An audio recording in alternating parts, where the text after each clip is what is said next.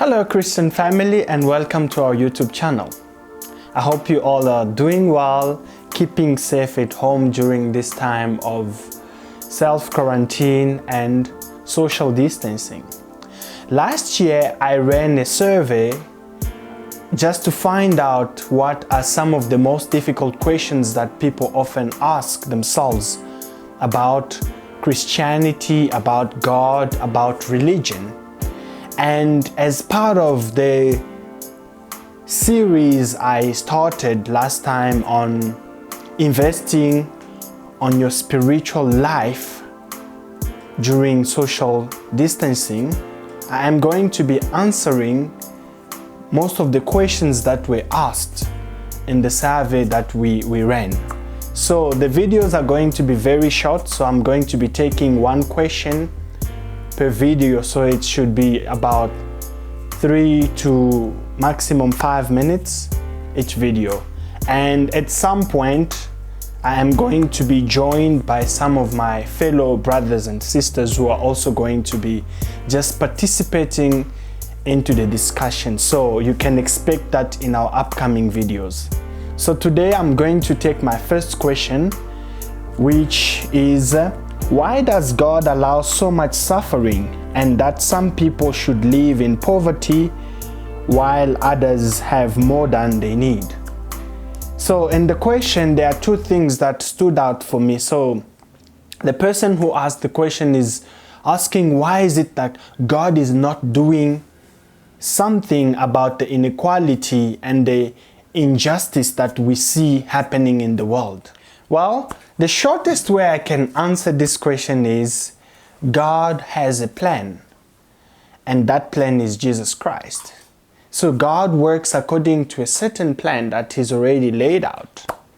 And sometimes it might seem that God is not doing anything about the sufferings and the things that are happening in the world, while He is actually doing something. And it is not because we cannot hear or we cannot feel or we do not know what God is doing about what is happening in the world, that it necessarily means that He's not doing anything about it.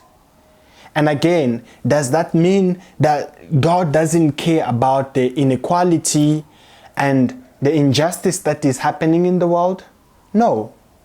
Actually, a lot of things that are happening in the world today are as a result of men and women's greed and selfishness. And this selfishness can be traced back to Adam and Eve, who were created by God at the beginning, and they were given a choice to choose to remain in the Garden of Eden or to choose something else other than God.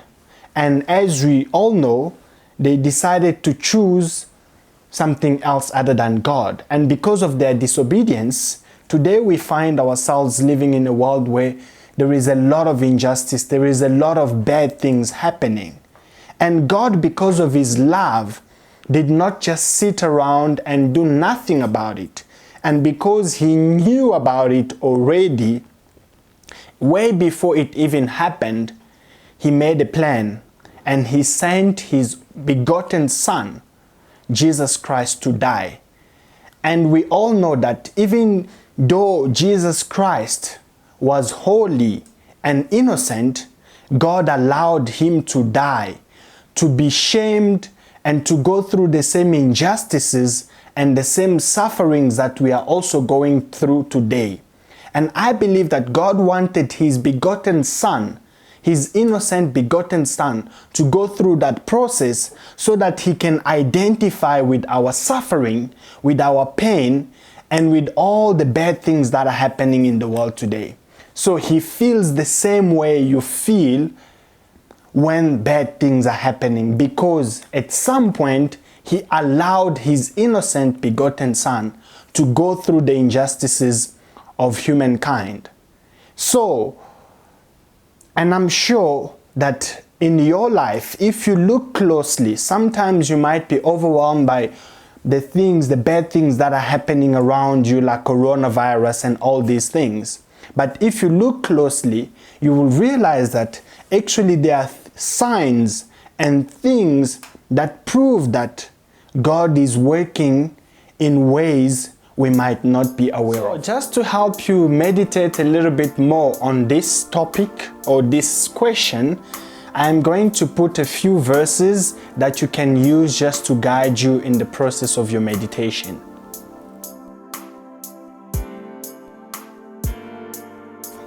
So that's my attempt to this first question. Thank you so much for watching, guys. I will see you in the next video, in our next episode.